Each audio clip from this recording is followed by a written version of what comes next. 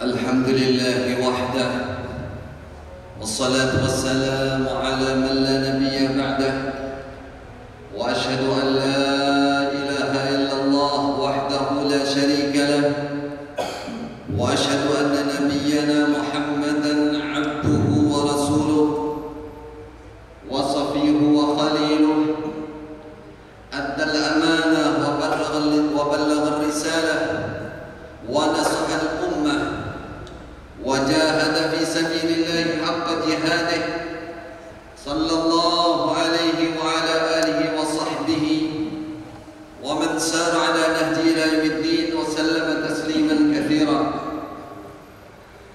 أما بعد فيا عباد الله اتقوا الله تعالى وأطيعوه.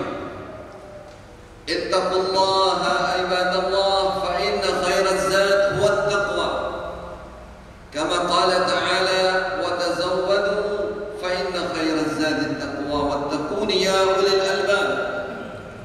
واتقوا الله يا عباد الله كما أمركم بذلك ربكم بقوله يا أيها الذين آمنوا اتقوا الله حق تقاته ولا تموتن إلا وأنتم مسلمون. Saudaraku kaum muslimin rahimani wa rahimakumullah, marilah kita tingkatkan ketakwaan kita kepada Allah Subhanahu wa taala. Karena ketakwaan adalah bekal terbaik bagi kita. Karena dengan ketakwaan kita akan mendapatkan as-sa'adah, kemuliaan, kebahagiaan, kesuksesan di dunia wal akhirah insyaallah. Untuk meraih ketakwaan tersebut, selalulah kita mendahului dengan bersyukur kepada Allah Subhanahu wa taala atas nikmat iman, Islam, ihsan dan ketakwaan yang telah diberikan oleh Allah kepada kita. Karena dengan mensyukuri nikmat tersebut, Allah akan menetapkan, bahkan menambahkan dan menguatkan ketakwaan yang ada pada kita. La in syakartum la azidannakum wa la in kafartum inna adzabi lasyadid. Niscaya jika kalian bersyukur kepadaku, la azidannakum, pasti aku akan menambah kenikmatan kepada kalian. Wa la in kafartum inna adzabi lasyadid.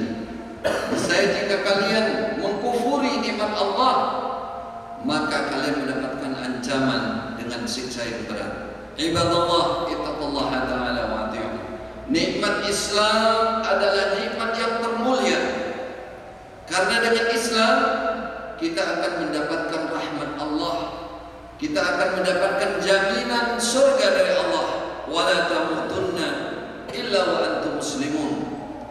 Rasulullah sallallahu alaihi wasallam bersabda, "Walladzi nafsi biyadihi la tadkhulul jannah illa nafsun muslimah." Demi zat yang aku berada di tangannya, aku berada di dalam kekuasaannya, la tadkhulul jannah, tidak akan mungkin masuk surga illa nafsun muslimah, kecuali diri yang Islam. Nikmat Islam adalah nikmat teragung, termulia, karena sebagai penggerak iman kita, sebagai memotivasi kita beribadah kepada Allah Subhanahu wa taala. Karena dengan kita meninggalkan Islam ada ancaman. Di antaranya ancaman adalah amal apapun yang kita perbuat tidak akan diterima oleh Allah. Wa may yabtaghi ghairal islami dinan falan yuqbala minhu wa huwa fil akhirati minal khasirin.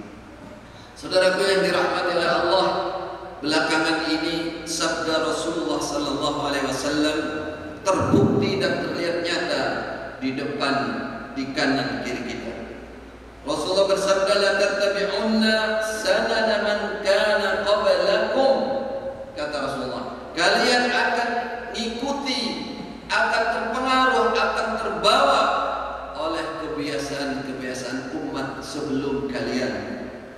Rasulullah sampai mengatakan, "Lau dakhalu juhra dhabbin la dakhaltumuh." Seandainya mereka masuk ke lubang biawak, Tidak ada artinya. Bahkan orang akan mengira orang gila. Ada orang normal, ada lubang biawak, dia masuk, dia ikut masuk. Membiawakkan diri namanya. Orang melihat ini orang gila. Tapi kalau itu diperbuat oleh umat sebelum kalian, la dakhaltumuh, kata Rasul, tanpa berat kalian akan mengikuti peradaban kebiasaan itu. Para sahabat mengatakan, al-Yahud ya Rasulullah, mereka orang terdahulu yang dimaksud adalah orang Yahudi, wahai Rasulullah. Kata Rasulullah, man? Siapa selain mereka? Subhanallah, ini adalah sabda Rasulullah sallallahu alaihi wasallam yang menggetarkan hati kita, di mana di akhir zaman kita diperdaya. Kita diperdaya tidak terasa mengikuti kebiasaan peradaban orang Yahudi.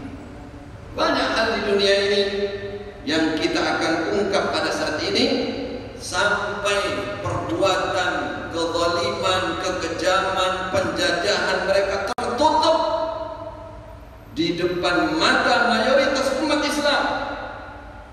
Padahal mereka, kaum Yahudi, adalah kaum yang terlaknat. Umat Islam harus paham, harus mengerti dan memahami hal ini, bahwa Allah telah menciptakan kaum yang namanya kaum Yahudi. Itu adalah kaum yang dimurkai oleh Allah Subhanahu wa taala. Lazim harus kita umat Islam mengetahui, memahami hal ini. Maka kita akan mencoba dalam khutbah ini beberapa ayat kita bacakan. Sebenarnya dari mana, siapa, asal usulnya, seperti apa kekejaman dan pelanggaran Yahudi di muka bumi ini. Allah Subhanahu wa taala sangat terang benerang di dalam Al-Quran menjelaskan hal ini. Kemudian Rasulullah sallallahu alaihi wasallam tidak hanya dalam sabda beliau, dalam kehidupan beliau juga berinteraksi dengan orang Yahudi, di mana mereka sumber pengkhianatan ada pada mereka, sumber kezaliman ada pada mereka. Itu yang banyak tidak dikenal, tidak banyak diketahui oleh orang Islam. Yahudi itu menurut sebagian pakar sejarah diambil, dinisbatkan kepada salah satu putra Nabi Yakub yang bernama Yahuda, yang memimpin pembuangan Nabi Yusuf di dalam sumur, saudaranya sendiri, dan kemudian dijual dengan harga murah sehingga terpisah puluhan tahun dengan Nabi Yakub. Nabi Yakub itu nama lainnya adalah Israel. Nama beliau adalah Israel, sehingga keturunan beliau disebut dengan Banu Israel. Yahudi dinisbatkan, perhatikan kata-kata saya, dinisbatkan, bukan dinisbatkan, dibangsakan, digolongkan kepada Bani Israel, yaitu dengan nama khusus Yahudi. Lalu bagaimana Allah menjelaskan di dalam Al-Quran tentang ini? Yang pertama, dalam surah Ali Imran ayat 93, Allah berfirman, kullu ta'ami kana hillan li bani Israil illa ma harrama Israil ala nafsihi min qabli an tunzala at-Taurah. Bahwa asalnya segala yang halal makanan itu dibolehkan untuk Bani Israel. Kalau zaman belakangan mereka dikenal dengan nama Yahudi. Illa ma harrama Israil ala nafsihi, kecuali yang diharamkan oleh seorang nabi, yaitu Israel. Israel artinya Nabi Yakub. Ala nafsihi, atas diri beliau. Itu tidak berlaku untuk semua orang-orang Yahudi. Saudaraku yang dirahmati oleh Allah, pertanyaannya, penisbatan, pengakuan, penamaan nama Yahudi ini sah apa tidak, benar apa tidak secara syar'i? Maka jawabannya tidak benar. Jika itu dinisbatkan kepada Nabi Yakub, Nabi Yakub adalah musliman muwahhidan. Nabi Yakub bukan orang Yahudi, bukan orang yang melakukan kesyirikan, kezaliman sebagaimana orang-orang Yahudi. Ini dinyatakan oleh Allah dalam surah Al-Baqarah 132 dan 133. Kemudian surah Ali Imran ayat 67. Saya bacakan ayatnya agar kita mengerti betul bahwa Yahudi ini adalah kaum yang terlaknat, langsung diterangkan oleh Allah Subhanahu wa taala. Sadarkah kita sehari semalam kita diperintah untuk berdoa kepada Allah jauh dari kesesatan Yahudi. Siapa mereka? Apa doa kita? Minimal 17 kali. Karena sholat wajib sehari semalam 17 kali. Kita membaca surah Al-Fatihah.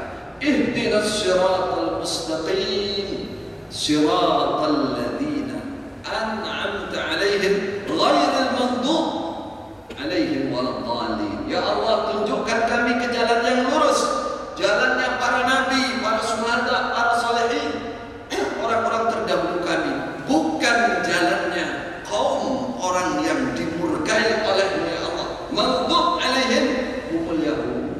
Itulah orang Yahudi. Saudaraku, ini mengisyaratkan bacaan Fatihah adalah bacaan rukun dalam sholat.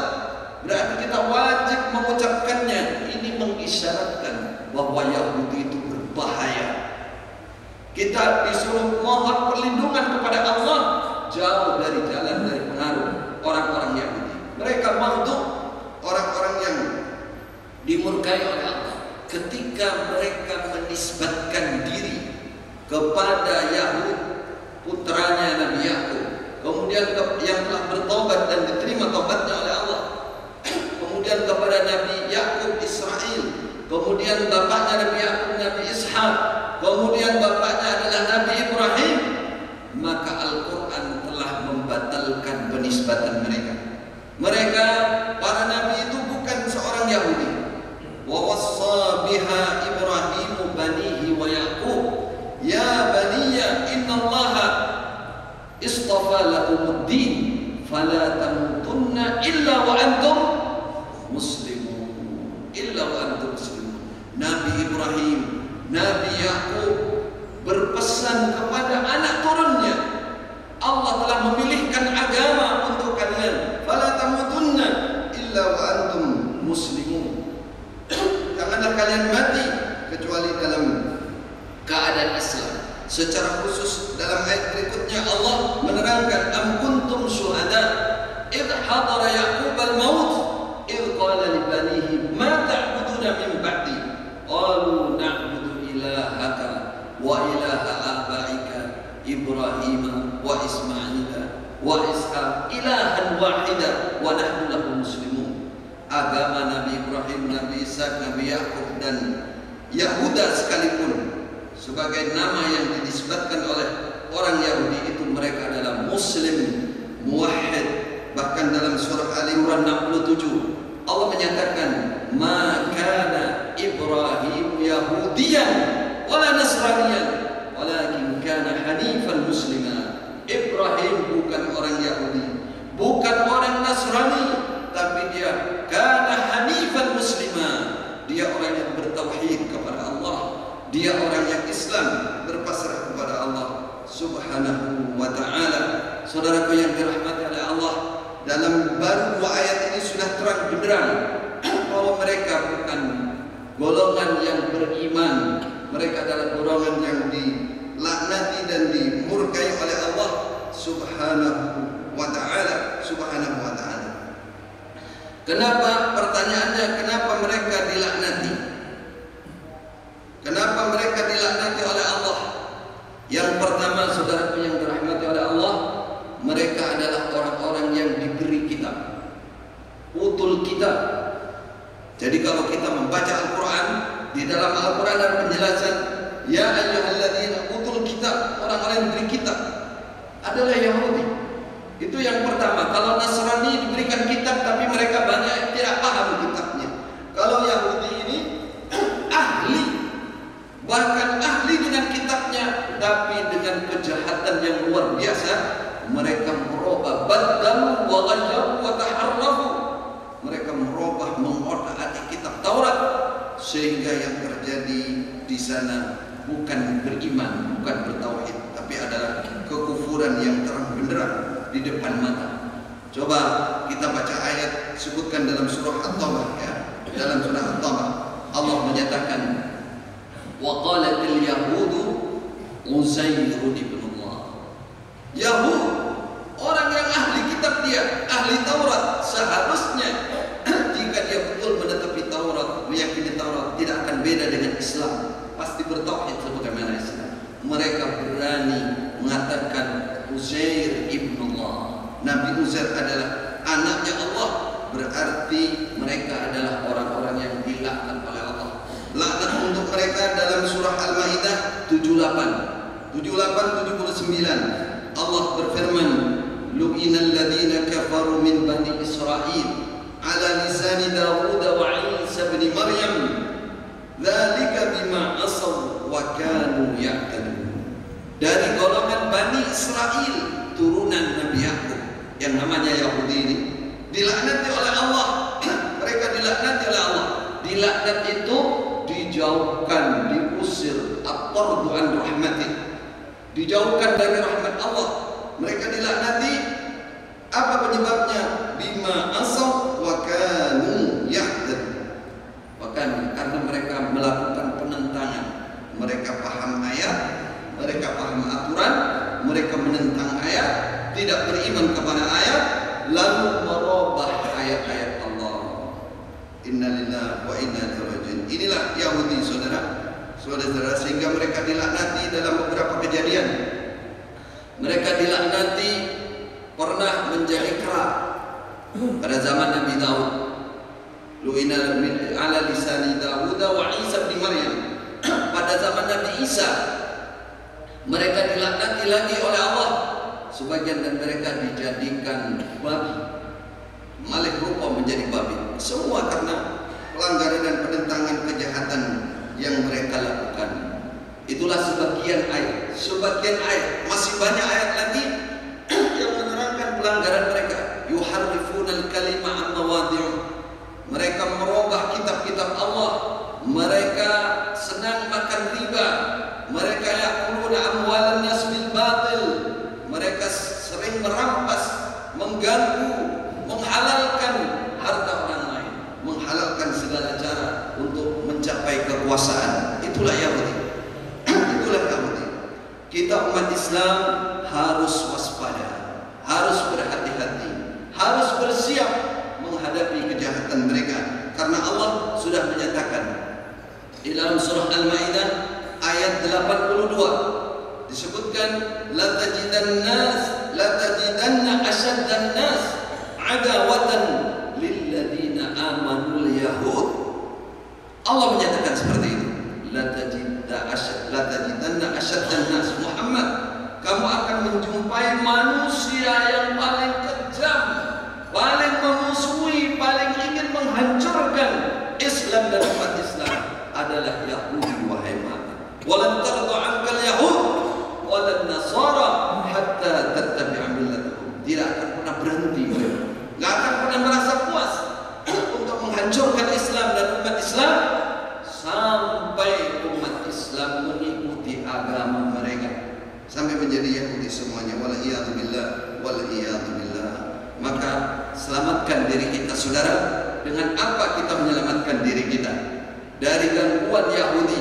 Sekarang kita bisa melihat bagaimana mereka telah beraksi kembali, ya, menindas orang-orang Islam, saudara-saudara kita di negara di Palestina. Saudara, kalau melihat sejarah bagaimana terbentuknya negara Israel itu, sungguh mereka tidak punya hak sama sekali. Mereka adalah penjajah, mereka adalah perampok, mereka adalah perampas kawasan Palestina. Sebagian pakar sejarah menjelaskan, singkat saja, mulai sejak Inggris berkuasa di Palestina dan sebagian negara Arab saat itu, setelah Perang Dunia Pertama kurang lebih tahun 1917, pasukan Inggris mendapati di kawasan Palestina itu ada penduduk minoritas yaitu orang Yahudi. Sedangkan mayoritasnya dan memang negaranya adalah umat Islam, Arab Islam saat itu. Namun Inggris condong dan menjanjikan yang namanya perumahan nasional atau pemukiman yang tetap bagi orang Yahudi ada di tempat itu. Kemudian sekitar tahun 20 sampai tahun 40, 1920, tahun 40, Yahudi-Yahudi yang terusir dari Eropa banyak berhijrah ke kawasan Palestina. Dan pada tahun 1947 negara kita sudah merdeka. Mereka mendapatkan keleluasaan lagi karena dengan resolusi PBB mereka diberikan hak memiliki kawasan paruhan dengan orang-orang Palestina, orang Muslim. Walaupun saat itu Arab menolak, orang Palestina menolak, tapi mereka tidak peduli. Mereka satu tahun kemudian mereka menyatakan merdeka, menyatakan benar memerangi orang-orang Palestina. Saat itu mereka orang Palestina banyak yang mengungsi dan pindah dari daerahnya, sehingga tempat itu khususnya bagian timur dan kawasan bagian timur dikuasai oleh Yahudi, sedangkan orang-orang Palestina bergeser ke bagian barat dan ada di jalur Gaza, pengungsi di situ ratusan ribu orang karena saat itu sudah dikuasai oleh Yahudi. Saudara yang dirahmati oleh Allah, setelah tahun-tahun itu boleh Anda mendengarkan dan membaca betapa kejamnya mereka, betapa sadisnya mereka menghalalkan segala cara untuk menindas, menjajah, melemahkan umat Islam yang ada di kawasan Palestina. Maka sebagai rasa persaudaraan kita sebagai umat Islam, Rasulullah SAW menyatakan, innamal mu'min kal jasadil wahid. Orang iman itu seperti jasad satu. Idistaka ra'suhu istaka kulluh. Ketika seorang iman itu sakit kepalanya, maka yang menderita sakit bukan hanya kepalanya. Saudaraku yang dirahmati oleh Allah, tidak ada jalan lain bahwa kita membantu saudara-saudara kita umat Islam jika kita memiliki kemampuan. Kalau untuk berangkat berperang itu bukan ranah kekuasaan kita. Kebijakan itu ada di ulil amri. Innamal imam junnatun yuqatalu bihi. Imam adalah penentu perangan. Tentunya kita tidak memungkinkan untuk berangkat perang karena kita tidak bisa mengangkat senjata. Kita tidak terlatih dan ulil amri kita belum menentukan hal itu. Maka apa yang kita bisa perbuat, saudaraku, berdoa kepada Allah Subhanahu wa taala. Mendoakan saudara-saudara kita yang ada di sana agar Allah memberikan kemenangan, Allah memberikan jalan keluar yang terbaik, memberikan kemerdekaan yang betul, membebaskan Masjidil Aqsa dari kekuasaan Yahudi al-Ghasibin, para penjajah, para perampok yang zalim itu. Waliyadzubillah. Kita berdoa kepada Allah. Rasulullah SAW menyatakan ad-du'a silahul mu'min, bahwa doa itu adalah senjata orang-orang iman. Jangan lupa ketika kita setelah sholat wajib atau bahkan di dalam sholat wajib atau sepertiga malam untuk mendoakan saudara-saudara kita yang tertindas yang ada di Palestina. Saudaraku, karena kewajiban kita orang iman, bagian dari persaudaraan kita tidak melupakan mereka. Jika kita punya kemampuan finansial dan ada jalan untuk mengirimkan bantuan, marilah kita semangat memberikan bantuan untuk mereka yang tertindas. Karena Masjidil Aqsa khususnya itu bukan milik perorangan, tapi milik kita semua umat Islam. Itu adalah masjid yang diberikan oleh Allah kepada umat Islam. Keutamaannya 500, siapa yang sholat satu kali di sana lebih baik daripada 500 kali sholatan di tempat ini atau di tempat yang lain. Kalau Madinah lebih baik dari 1000, sedangkan Masjidil Haram lebih baik daripada 100.000 kali salatan. Demikian, semoga Allah memberikan kemudahan kepada kita untuk membantu walaupun dengan berdoa. Yang punya finansial, Allah memudahkan menyampaikan bantuan kita untuk saudara-saudara kita di negara Palestina. Ada aqulu qouli hadza وأصلي وأسلم وأستغفر الله لي ولكم من كل ذنب وخطيئة فاستغفروه إنه هو الغفور الرحيم. الحمد لله رب العالمين والعاقبة للمتقين ولا عدوان إلا على الظالمين وصلى الله على سيد الأنبياء والمرسلين نبينا محمد وعلى آله وصحبه أجمعين. عباد الله اتقوا الله فقد فاز المتقون. Bertakwalah kepada Allah, orang yang bertakwa akan selalu menjadi orang yang beruntung. Saudaraku yang dirahmati oleh Allah, ada hal terpenting lagi. Ketika kita tidak punya kemampuan, tidak memiliki istita'ah untuk terjun langsung berjuang, marilah kita menjadi umat Islam yang mempertahankan keislaman kita, kemurnian Islam kita.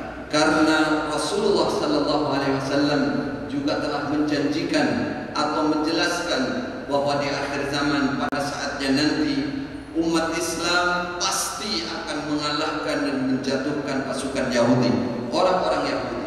Tidak hanya itu, diterangkan dalam sebuah hadis sahih bahwa pada saat itu, pada saat kemenangan umat Islam, pepohonan, bebatuan semua membantu umat Islam. Sampai jika ada pasukan Yahudi yang bersembunyi di belakang pohon atau belakang batu, maka batu itu akan mengatakan, "Ya Muslim, hada Yahudi warai." Wahai umat Islam, Yahudi yang lari ini ada di belakangku. Itu menunjukkan bahwa Allah akan memberikan kemenangan pada akhirnya untuk umat Islam mengalahkan Yahudi dengan kekalahan yang kelak dan mereka tidak akan pernah bangkit lagi. Inilah yang kita tunggu. Namun dalam penungguan ini, karena kita tidak mengerti kapan itu akan terjadi, maka yang wajib dan selalu kita persiapkan adalah menjaga agama Islam, menjaga keislaman kita secara pribadi, keluarga kita maupun umat Islam, maupun umat kita.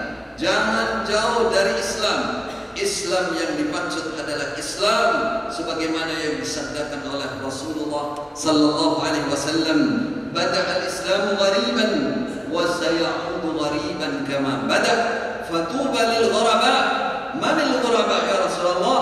Alladzina yumassikuna bi sunnati hina tudfa. Rasulullah sallallahu alaihi wasallam mengatakan bahwa Islam permulaannya dianggap asing. Kemudian Islam akan datang lagi mencapai kemenangan jika Islam itu yang berupa Islam yang dianggap asing. Lalu para sahabat bertanya, asing yang seperti apa?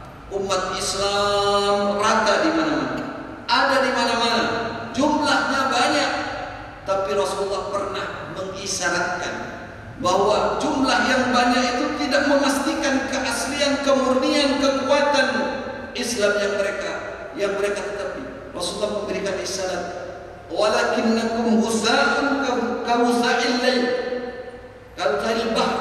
Kata Rasulullah, kalian saat itu banyak jumlahnya, akan tetapi kalian tidak punya kualitas dalam keislamannya. Kalian seperti buihnya lautan, terombang-ambing, terbawa kemana-mana, tidak punya pendirian yang kuat terhadap Islam, tidak punya akidah yang murni terhadap Islam. Apa kata Rasulullah? Hubbud dunya, di antara penyebabnya adalah karena takut kematian, takut mati. Hubbud dunya, cinta dunia, wa karahatul maut, sangat mencintai dunia. Maka ingatlah sabda Rasulullah sebagai jawaban kepada para sahabat. Apa tandanya Islam yang dikehendaki oleh Rasulullah sallallahu alaihi wasallam? Siapa mereka al-ghuraba?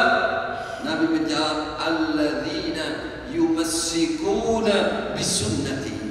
Mereka adalah orang-orang yang yumassikun, berpegang teguh, mendahulukan, mengutamakan sunnahku, kata Rasulullah sallallahu alaihi wasallam.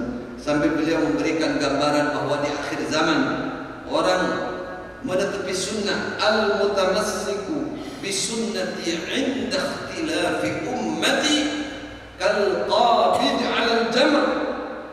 Orang yang betul berpegang teguh kepada sunnahku ketika umatku sudah berselisih banyak perselisihan. Kalqabid 'alal jamr, seperti orang menggenggam bara api, panas. Kalau dilepas dia akan lepas sunnahnya, kalau tidak dilepas panas. Harus bersabar, harus sungguh. Inilah kemungkinan besar janji Allah untuk umat Islam ketika mereka kembali kepada Islam, kembali kepada sunnah Rasulullah, kembali kepada firman Allah, wa'tasimu bihablillah jami'an wa la tafarraqu. Wa'tasimu bihablillah jami'an wa la tafarraqu. Dua hal di sini, bukan hanya berjamaah bersatu. Allah mensyaratkan dua, berpegang teguhlah kalian kepada hablillah, tali Allah. Ma huwa hablullah? Alkitab was sunnah. Alkitab, Al-Quran dan sunnah itu hablullah, jami'an, dengan berjamaah. Saat itulah kita akan mendapatkan kemenangan sesuai dengan janji Allah Subhanahu wa taala. Semoga Allah memudahkan dan memberikan semangat juang untuk kita semua selalu berada kokoh dalam Islam dengan akidah yang benar dan selalu mengutamakan dan menguatkan sunnah Rasulullah sallallahu alaihi wasallam. Marilah kita tutup khutbah ini dengan berselawat untuk Rasulullah sallallahu alaihi wasallam sebagaimana yang diperintahkan oleh Allah. Innallaha wa malaikatahu yusholluna 'alan nabi ya ayyuhalladzina amanu shallu 'alaihi wa sallimu taslima. Allahumma shalli wa sallim 'ala abdika wa rasulik Muhammadin sahibil wajhil anwar wal jabinil ashar wal khalqil akmal. ورضى الله عن الأربعة الخلفاء الراشدين الذين قضوا بالحق وبه كانوا يعدلون أبي بكر وعمر وعثمان وعلي وعن الستة الباقين من العشرة الكرام البررة وعن أصحاب نبيك أجمعين وعن التابعين ومن تبعهم بإحسان إلى يوم الدين وعنا معهم بعفوك ومنك وكرمك وجودك يا أرحم الراحمين. اللهم أعز الإسلام والمسلمين، اللهم أعز الإسلام والمسلمين وأذل الشرك والكفر ودمر أعداء الدين برحمتك بعزتك يا حي يا قيوم. اللهم انصر إخواننا المسلمين في فلسطين وفي غير ذلك من بلاد المسلمين. اللهم انصرهم على عدوهم وعدوك يا أرحم الراحمين. اللهم ارحم ضعفهم، اللهم ارحم ضعفاءهم برحمتك يا أرحم الراحمين. اللهم أنقذ مسجد الأقصى من اليهود الغاصبين يا الله يا رحمن يا ذا الجلال والإكرام. اللهم أعنا وانصرنا وارض عنا وتقبل منا يا أرحم الراحمين. اللهم لا تسلط علينا بذنوبنا من لا يخافك فينا ولا يرحمنا يا حي يا قيوم. اللهم اهزم اليهود، اللهم اهزم اليهود، اللهم اهزم اليهود بعزتك يا أرحم الراحمين يا حي يا قيوم. ربنا ظلمنا أنفسنا وإن لم تغفر لنا وترحمنا لنكونن من الخاسرين. ربنا آتنا في الدنيا حسنة وفي الآخرة حسنة وقنا عذاب النار. عباد الله إن الله يأمر بالعدل والإحسان وإيتاء ذي القربى وينهى عن الفحشاء والمنكر والبغي يعظكم لعلكم تذكرون. وأوفوا بعهد الله إذا عاهدتم ولا تنقضوا الأيمان بعد توكيدها وقد جعلتم الله عليكم كفيلا إن الله يعلم ما تفعلون. واذكروا الله العظيم يذكركم واشكروه على نعمه يزدكم ولذكر الله أكبر والله يعلم ما تصنعون.